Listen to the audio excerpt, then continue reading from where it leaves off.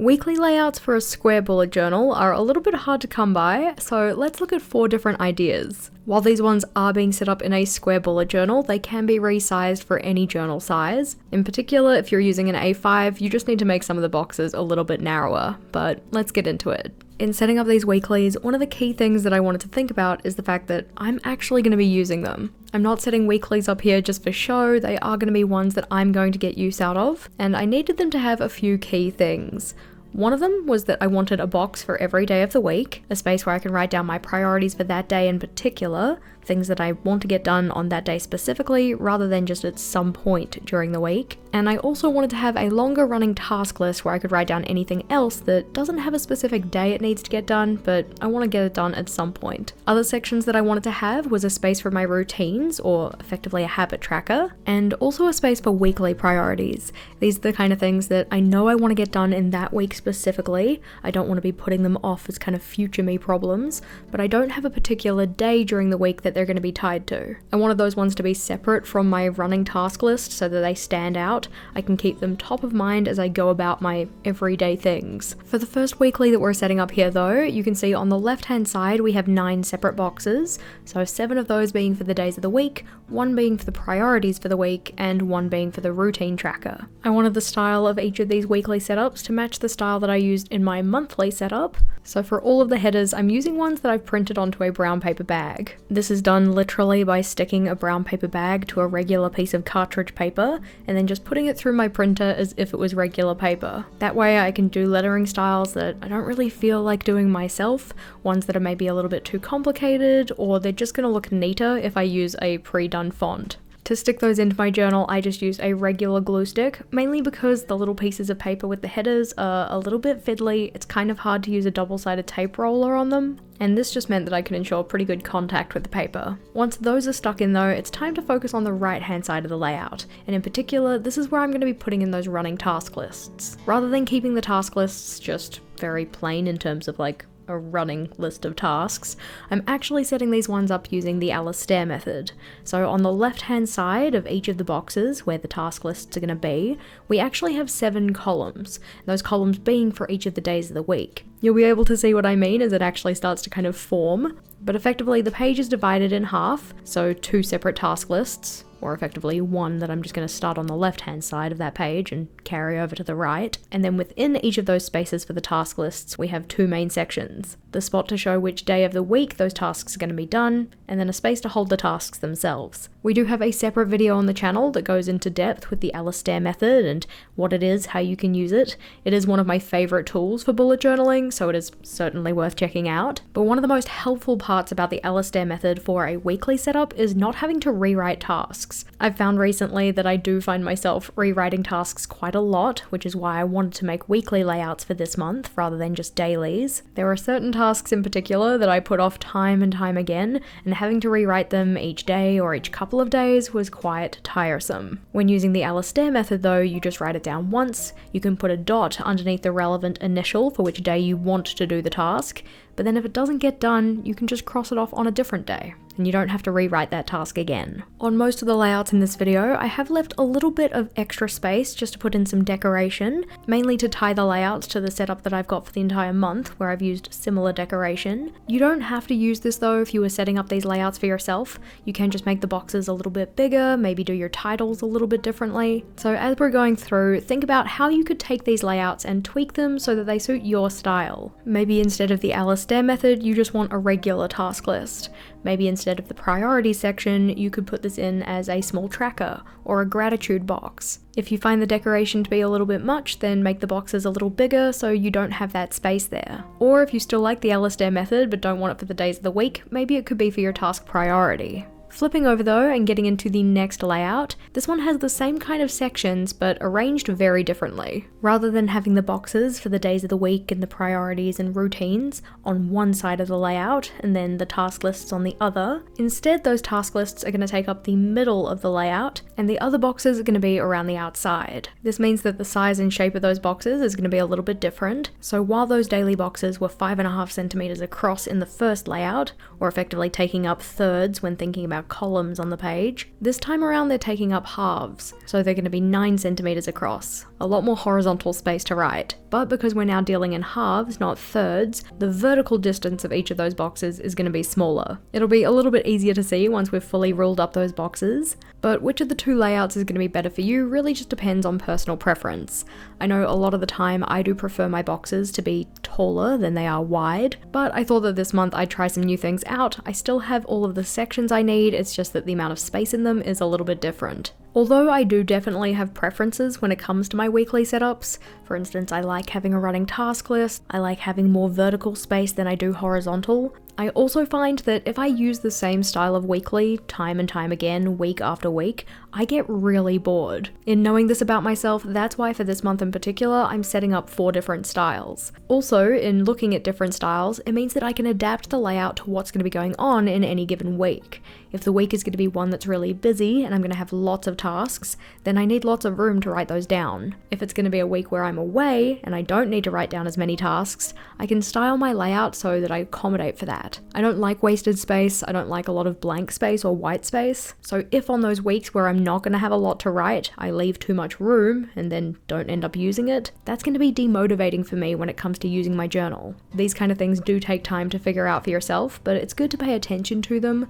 Think about when you come to the end of a weekly, which aspects did you like, which ones didn't you like, which ones worked or didn't work, but also in setting up for the new week, are your needs different? Is there anything additional you need or anything that maybe doesn't need to be included anymore because it's not going to be relevant? When it came to sticking in the headers for this weekly, I don't necessarily stand by the way that I've arranged the days of the week in particular. It wasn't my original intention to put Monday and Tuesday the way I did in the corner, but in ruling up the layout, I also had intended to put the priorities and routines at the top of that page. If I were to set it up again, I probably would switch those around a little bit, so priorities and routines were at the top. But as long as the sections are on there, I know I'll still be able to use them even if the placement of them is a little bit strange. If you felt you needed a little bit more room in the boxes for each of the days of the week, you could of course make the space for the headers a little bit smaller, or you could also leave out the gaps that I have between each of the boxes. You can kind of think about each of those daily boxes having 4 rows that are dedicated to the header and the gap.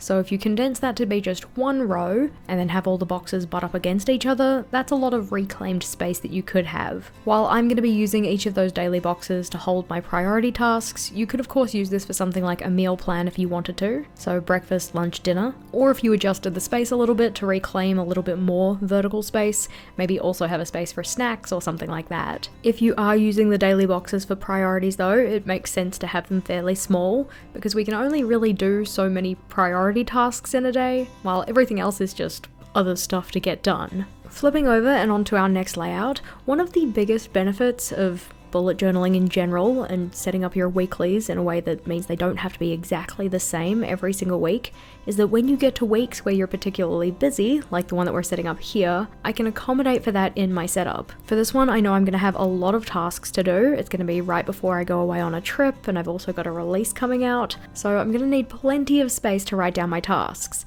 Rather than just having 2 columns of tasks, which effectively gave me enough room to have maybe 66 tasks across the week, which probably already sounds like a lot, but I promise you it actually isn't. If we actually went and counted up the number of stuff we do on any given week, we'd probably find the actual number of tasks kind of surprising. Instead, in this layout, I've arranged the task lists so that I have enough room for about 81-ish tasks. That's outside of the priorities boxes and the boxes for each of the days of the week. So I'm hoping that with all of that space combined, I will have plenty of room for all of the things that I'll need to do. I also opted to not have a lot of decoration space in this one, so really making full use of the page, or at least full use out of having each of the boxes kind of separated from each other, and also having those header spaces, just so that it still remained cohesive with the other layouts that I've set up. Having layouts that are cohesive within any given month is something that I really value. It makes me more inclined to use my journal. If it looks nice, I'm more likely to use it.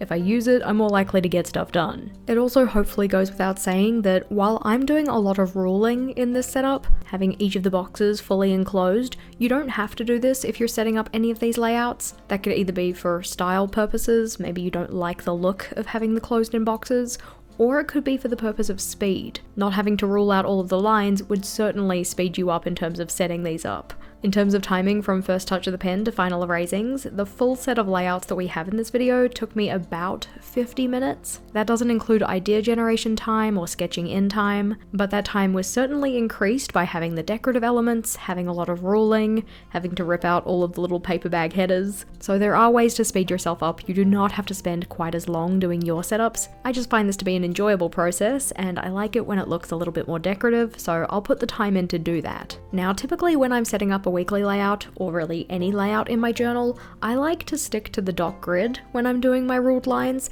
I don't like to rule lines in between the boxes, but on this one I decided to go against that. So you can see that along the top we effectively have 4 columns, so one column for priorities and then a column for each of the days of the week. Because of the dimensions of the journal, this meant that some of the lines did have to go in between the doc grids, but I tried to make sure that I lined those up really accurately so I had the same amount of space between each of the boxes.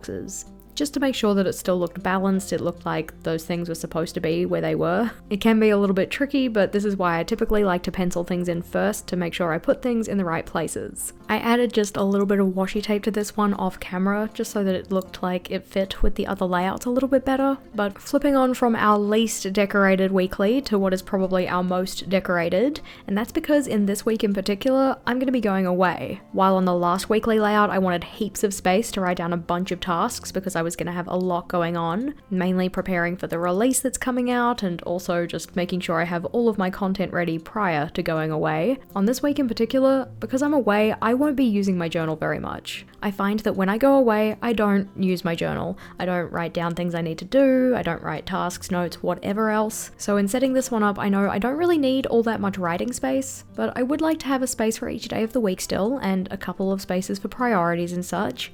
Mainly because there will be at least one day that I will not be away during this week, and I'll still have stuff that I need to get done on that day in particular. Mainly packing. The general structure of this layout then is to have decorative panels down each of the sides, so on the very left and on the very right of the spread, and then in the middle is where I'm doing the majority of those functional spaces, so the boxes for each of the days of the week, the priorities, tasks, and routines. In terms of the section for the task list, on the previous layouts we had space for either, 66 or maybe even 81 tasks. On this one I only have space for 23. I figure that'll be plenty for the one day of the week that I'm actually going to be around and using my planner. And then if I have any notes or anything like that I want to write down, I can write those in the boxes that we have on the left hand side. You can see that I've omitted having a space between each of the days of the week here. I've just got them all together in a grid, and I probably should have measured my spacing a little bit better before I started, because originally I was intending on having the headers run down the page along that pink strip that's going on the left hand side of the box. Effectively very similar to what we've been doing in the rest of the setup, but they were actually too wide to be able to sit along that edge. Instead I had to rotate them so that they were still sitting horizontally or like readable from holding the journal at the regular angle, which means they ended up looking a little bit different to how I probably wanted them. It would have been best to go in and measure that out ahead of time, and this is why I usually pencil things in first. Making sure I have all of my measurements ready to go before I start putting pen to paper. It's just a very good way to avoid mistakes that you end up having to fix. I decided not to fix these ones, I decided they were fine, especially because in terms of this weekly layout, like I said, I probably won't be using it all that much outside of that first day of the week, but if I were to do it over, I would probably adjust the headers so that we don't have that pink line going down the page, we instead having them come out horizontally from those little headers. The main structures of this layout are in though, so really it's just down to putting in some decoration. If you were wanting to use this for a week where you did have a bit more going on, you want some more space for a task list, then you could of course omit the decoration on one of the sides and add in some more space for tasks along there, but I just took this as an opportunity to get a little bit scrapbooky, a little bit collagey, sticking in a bunch of stickers and washi tape and papers and whatever else. If you are interested in any of the supplies that I've used in this setup, then they are all linked in the description box below. The majority of them come from Stationery Pal, Journal Say, and the Washi Tape shop, all of which we have discount codes for, because we love savings. Of the layouts that we have in this video, this is probably the one that I'm most interested to see how I go with it, in particular because I have that dedicated space for notes for each of the days of the week. I don't necessarily know if I'm going to have a lot of notes to write down, but because one of the purposes of my trip that I'm taking is to help my parents declutter, maybe I'll just take down some notes about which spaces we ended up tackling on each of those days. If you didn't want to use it for notes, you could of course use it for a one-line a day, maybe a little description of what's going on, a gratitude log, a daily highlight, anything like that. But flipping back to have a look at our layouts, I'm very chuffed with how they came together. Hopefully you found them to be useful. As said, we don't have a lot of square journal inspiration out there, but these ones can be resized or tweaked so that they fit better in different journal sizes as well. If you are on the hunt for more weekly journal layouts though, then this video is the best one to check out. That one has over 200 different weekly layouts. You don't have to watch it all at once, do it in sessions. It is a bit of a marathon, but it's a great resource for different weekly inspiration so that you can find the style that works for you. Click or tap on that one and I'll see you over there.